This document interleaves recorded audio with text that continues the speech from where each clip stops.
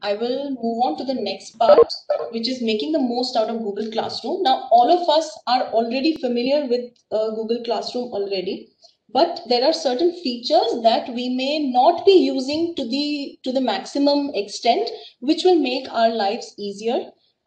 If you're a first-time Google Classroom user, then there may be certain features that you may have missed. So in general, getting started with Google Classroom video can be found here in this link. Let me quickly share this link also on chat.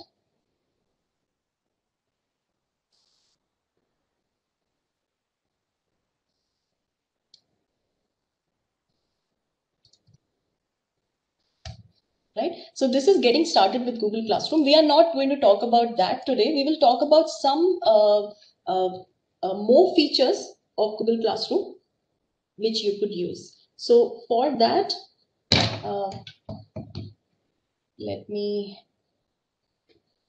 go back to full screen. Right. So one thing is about managing streams. So what happens often is that while using Google Classroom, a lot of like the main stream that we have for Google Classroom, it shows our assignments as well as our discussions as well as announcements, and it becomes very crowded. And later on, it becomes difficult to scroll, and it becomes kind of confusing. So one practice that you could try out is to keep only announcements on the stream.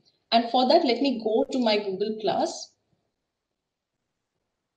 If you are bothered by it, you may please explore this. So for example, this is my stream, right? So I go to settings, and this particular option of classwork on stream, right? You can hide this notification. If you hide this notification, then the assignments and all these things that you post, they of course will appear to students as notifications, right? But on the stream, they will not appear. And then you can keep your main stream focused on discussions and announcements and chats and comments and, for discussions primarily. So the classwork that you post will not interfere in that sense. This was one thing, managing stream. Then is it would be a great idea at this point, because this whole semester is going to be online, to use audio video assignments as well, because all assignments do not have to be written. We have the option, because it's an online electronic submission. You can also explore asking students to submit assignments in audio form or on video form. Next is Google Meet directly from Google Classroom. So somebody was just asking in the comment how we can do that. So Google Meet as of April, sorry, Google Classroom as of April also has this option of an integrated Google Meet link, which is dedicated to your class, right? So let me go to my test class, which I've created for this today's workshop. So you go to settings, and in settings, you see this option of Meet. See this option of Meet, and you can generate a meeting link. And you can make this link visible to students or make it invisible to students, depends on you. And once I usually keep it visible to students. Now this link can be reset later on. You can copy it and share it with, say you want to invite your collaborator to give a guest lecture, right? So you can copy it directly from here. This becomes your dedicated classroom venue, right? Now what would happen if I click on save? On my dashboard, on the Google Classroom dashboard, we notice that this link appears over here on the top, right? If students were using a Google Classroom app, they would see this video option directly. When they open the app, they will see it on their top right corner on the app as well. So they can directly join the meeting from there. You do not have to send invitations every single time for every class. So this is one good feature that Classroom has started just this April, March or April, I guess. Next is assignments, particularly how we can make the process of grading assignments, checking assignments simpler and easier from an instructor point of view. Now, if you have a lot of students, if you have a very large class, then grading all those assignments becomes very difficult, right? And becomes somewhat frustrating at times. So there are certain tools that can help make your life easier.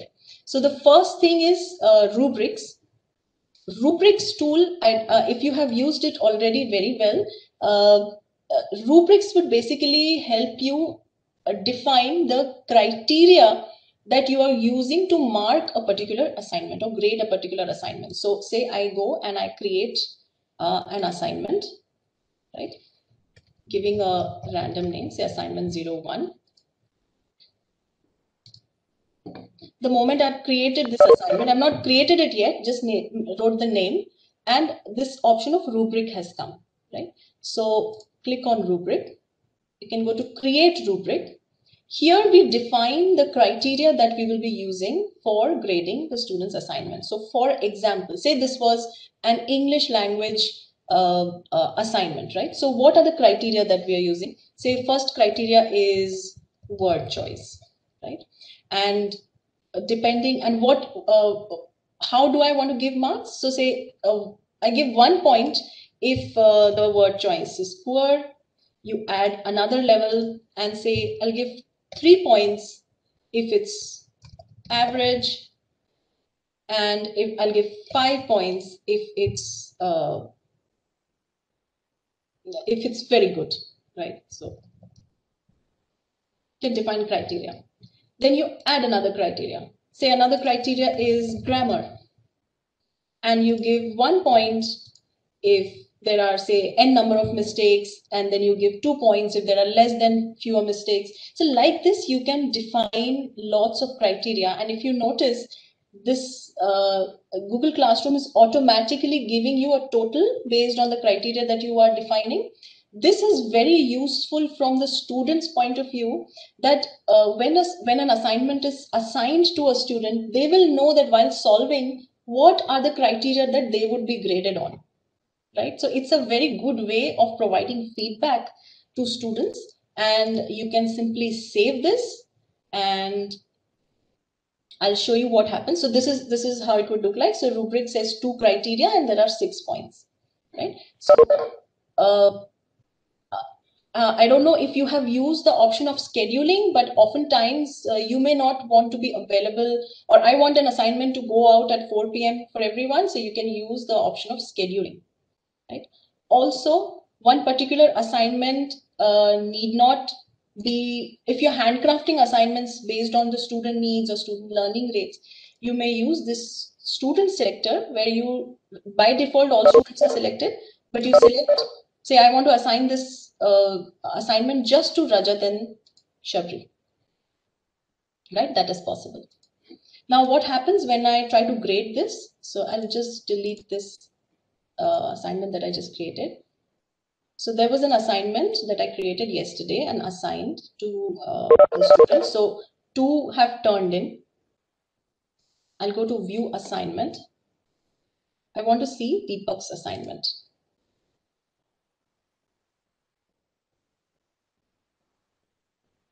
On Deepak's assignment, while grading this assignment, you see that you will see an option of rubric. So for this particular assignment, I had kept two criteria. One was the correctness, like how correct is this solution, and the second is what approach he's using, and if he's deriving the approach. Like that, you can define criteria for different disciplines. Like I just gave you an example for English. If this was an engineering assignment, we could say just as an example, one is correctness, whether the solution is correct. How many steps did the student write? Was it neat and clean or not? Was the approach clear? Were assumptions stated clearly while they were solving? So these could be certain criteria which you can define in rubric. And I have defined just 2, for example, correctness and approach. So while grading, you can select one of these options to give the marks by default. You don't have to type the marks, because typing marks individually for each question may each assignment is sometimes cumbersome. So say it is partially correct. I have 3 criteria here. So fully correct, partially correct, and incorrect. So if it's partially correct, I click here, 2 points by default. No approach was mentioned or derivation was included. So he has included the derivation. I'm giving him 3 points. So if it was fully correct, full, and it becomes 8 on 8, and by default, and now I can return this assignment. Right? This was about rubrics. I'll again emphasize that rubrics are a very good way for students to learn how their assignments are graded and what criteria is important, even from an examination point of view. What are the things that they should focus on? So this was about rubrics. Next is comment. Rajashri. Yes. Rajashri. Yes. There is a question in the chat. Okay. Can we select students for assignment? Yes, we can. So when I'm assigning an, I'm going to assignment, say classwork, create assignment, right? So assignment 1. Now at the time of assigning, I am making it of 10 points. At the time of assigning, here I will see, we click on this all students, we see a list of all the students here. I'll check this, all will become unchecked, and then I can assign it just to Deepak. And nobody else will get this assignment now. So it says 1 student. I could have selected 2. So just 2 students get the assignment.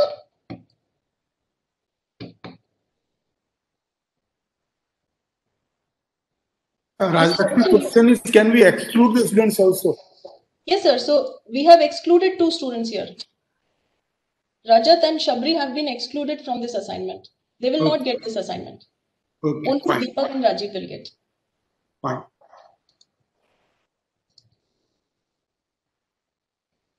Right. So going back to comment bank. So again, when it's a small class, it's fine.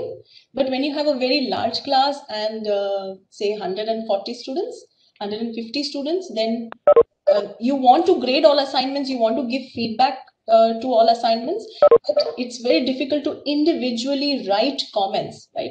So that this is where come into picture this comment bank. If you look at this particular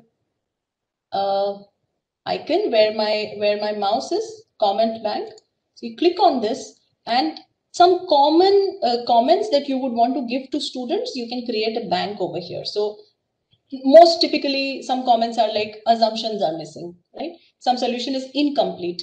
Solution is incorrect. I want the student to redo this question using Fourier transform properties. They've used something else. I want to appreciate that it's good work, but writing this every time may be cumbersome.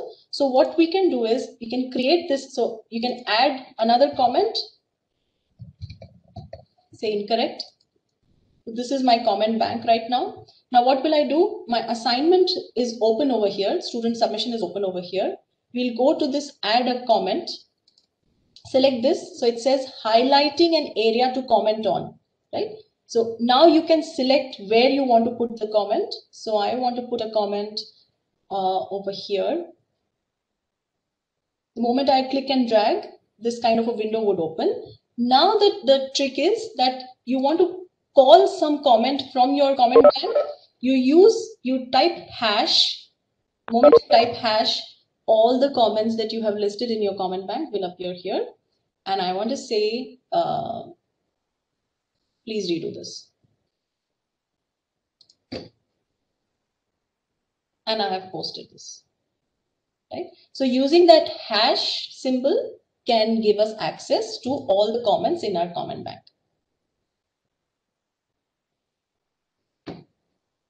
I often find that the pen tools are not yet integrated with grading this assignment on the website, on the desktop version. Pen tools are not available, but on the app version, I'll come to app version just in a little bit.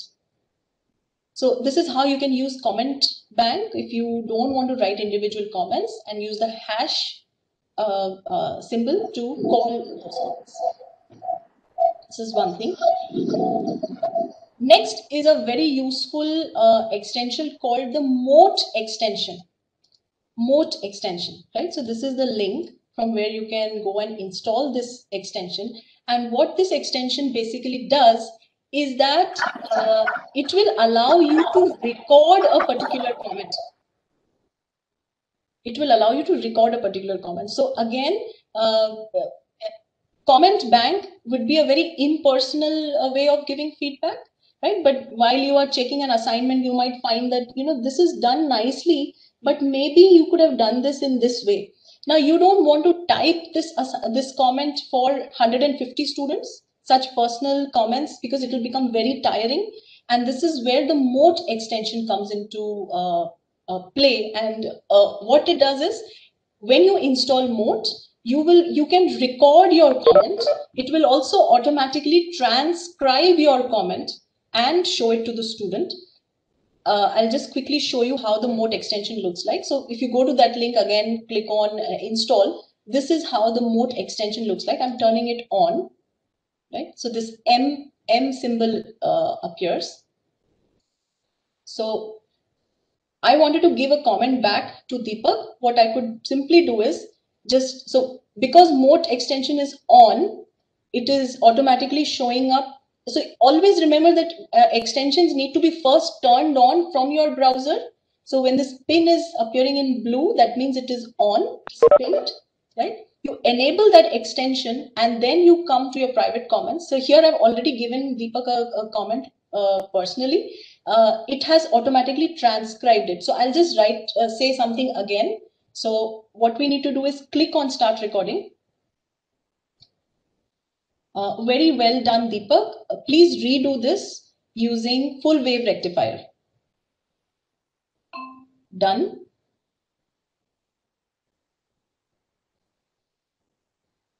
Can I ask a question here? Yes.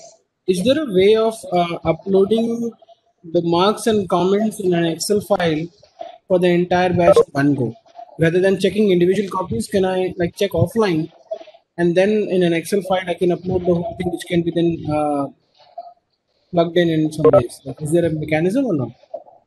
For checking, there is, you can because this will go in your Google Classroom Drive folder, right? So from the Drive folder, you'll be able to access all the PDF files. But adding these comments can only be done as far as I know right now, can be done by this interface only. And the marks also has to be done only through interface only. We cannot do an Excel based approach. Not that I know of, but I can find out.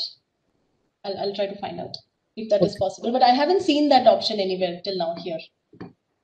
Okay, sure. Thanks. All right, so the recording that I just made, I can go and review because it may vary from accent to accent. So when I said Deepak, it has taken it as very well done, Deepak. Please redo this using full wave rectifier. So it took Deepak as people, of course. But you can edit it if you want. But typically, when you're not using names, it's just going to transcribe it correctly. Save it. And this is going to, so you don't have to do this every time. I just wanted to show you that there is an option of checking whether your transcript has come out correctly or not. But you can just post it and Deepak will be able to read the transcript. If Deepak also installs, if the student also installs the Mote extension, the student will be able to play this and hear it.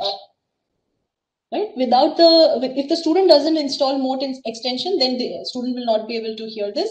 But this may be useful in large classes when you get tired of typing individual comments, and this can save your time and energy. Also helps you give personal comments, and student gets to hear, as if you were grading their assignments right in front of them, they're sitting in front of you and you're grading assignments, and how you would give comments. This can give that kind of an experience. But to hear it, the student needs to install the Mote extension. So this was about Mote, and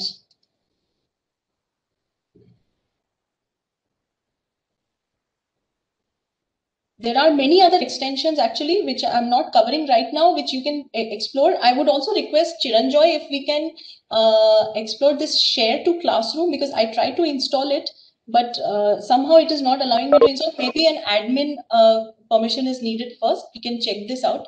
So what this share to classroom extension would do is, if the instructor is opening a website, this share to classroom extension, when it is on, you can directly make this particular browser appear on the student screen as well. So you don't really need to share a URL in the chat and then ask students to open that URL. Directly, you can share your browser on the student's browser as well, right? Whatever screen you're opening. Another option is push to students and web paint. Again, from a humanities point of view, if you are using articles and if you discuss articles in class, right, and you want to browsers, which are online articles, and you want to highlight certain part and you want to draw over certain part, web paint is also another very good extension that you could explore. So here is a video from where I have taken the reference, which has all these must-have Google Chrome extensions for teachers. I'll share this link on chat. Now, coming to Google Classroom app features, two such features which are really cool, which I never noticed before, which are not there in the desktop version, but they are there in the app version. One is a random student selector and the other is a pen tool. So this is my phone screen, right? So you open a particular classroom. So this is Introduction to Electrical Engineering. You go to people, and you see this funky looking icon on the top. I'll make it full screen. See this icon on the top? This is a random student selector. So suppose you are teaching in class and you want to randomly ask questions, right? So this could be used. This is randomly selecting students from all those who are listed. You go on clicking on next. It is going to show you different randomly selected students. And on top, if you notice, it will show you all the students who have not yet been picked. 6 who have been picked. Nobody was absent. So suppose Kshitij is absent, I mark him as absent. Then I ask Archit, so Archit, what do you think about this question, and how would you solve this question? So this is just a random selector of students, which you, if you want, you may use this in your class, like during a live session, to pick on a particular student to ask question, and you can reset this. So this was random student selector. Going back to classwork, so this is the test class that I've created. I go to classwork, assignment 1 that I posted yesterday. Deepak submitted this assignment. Now I'm going to his solution. Right? If you remember, I said that in the desktop version, we do not yet have pen tools. So I would want to use a pen tool to grade the assignment and to write, like how we would check a paper assignment. But right now that option is not there in the website in the desktop version, but it is there on the app version. So of course, on a phone, you may not want to do it, but if you have a tablet and you install your Google Classroom extension there you may use, you see this edit option, select edit, and then you can select, again, you can select pen and the size and color that you want to use, and you can use ink tools.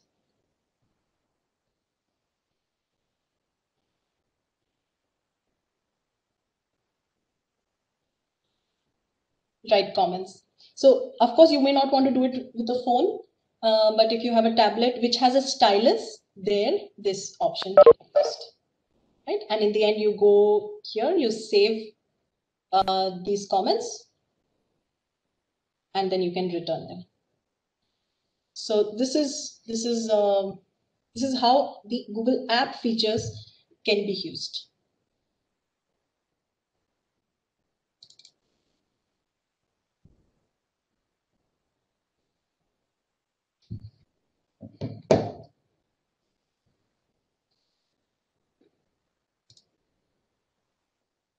Now, many people often face this problem in Google Classroom, and that is the problem is that the marks that you have on Google Classroom, they are corresponding to some assignment that you have posted, right? Either as a quiz or as an assignment or some question that you posted, but you don't have an option of, say, separately including the option of including some Viva marks or some exam that you took outside Google Classroom, say a minor one or major one, if you major exam or Viva or some other quiz that you took outside Google Classroom, unless you post it on Google Classroom, you don't have the option of including those marks.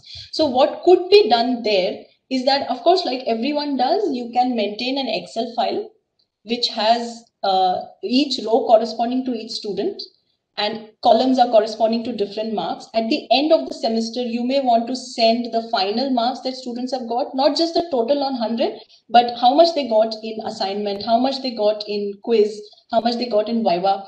This breakup, if you want to send, since that is not possible on Google Classroom, what you could do is you could use a typical, you can ask your TA actually to help in this. There are Python scripts available, Python or MATLAB. You can use a Python script to selectively send one particular row of an Excel sheet to one particular email ID. So that is one option using which you can share marks which are not a part of Google Classroom assignments or quizzes with the students. So that were my two cents from point of view of how you can make better use of Google Classroom. If you want to go back to how to get started with Google Classroom, please use that link that I've shared in the chat. It explains how to start or how to get students. Regarding particularly about online quizzes, we will talk later in the session. And if you have any questions, please ask.